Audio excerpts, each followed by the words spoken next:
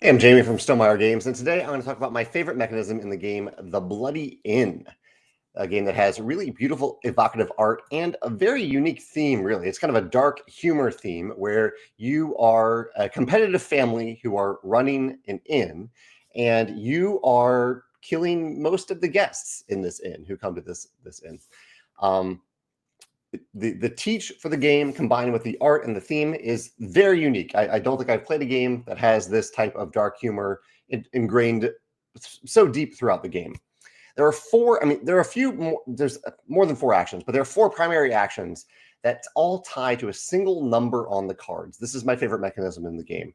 So if you look at this example here, I'll see if I can zoom in a little bit on a card. Here's a card right here, the concierge. Concierge has this number 2. I'll zoom back out, but you can see that number on all of the cards. All the cards here.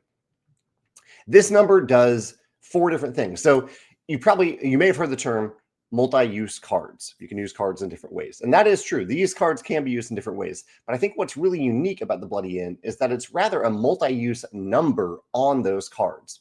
For example, one of the things that you can do in the game is bribe a card. And that means bring it into your hand. You're letting them know, letting them in on this idea that you are trying to kill some of the guests that come to this inn. So you're bribing them. The way that you pay cost in this game is by discarding cards.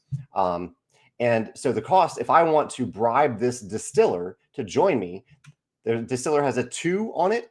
And so I need to discard 2 cards to bring this distiller into my hand and keep it in my hand from then on. And the reason that you do that is that whenever you use a card for its matching ability, so the distiller is actually good at building things, the brigadier is good at killing people, whenever you use the card for that purpose, instead of actually discarding it permanently, it comes back to your hand. So it's only a temporary discard.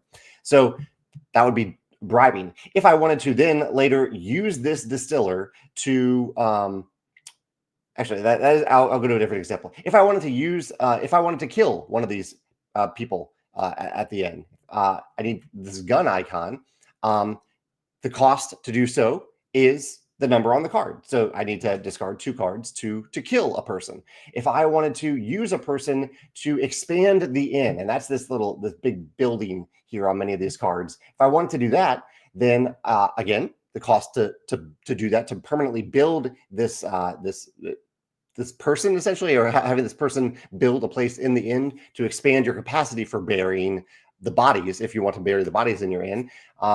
That is the cost of doing that is also the number. And last, the number of bodies that you can bury under that card is also that number 2, or 0, or some of them have no capacity.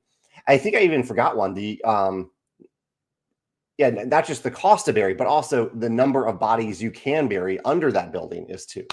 So multi-use number, a single number on these cards goes so far. Rather than having the cards have a bunch of different numbers based on their skill sets and whatnot, I've seen that in many other games. This game all distills it down to a single number, which I think is really, really impressive.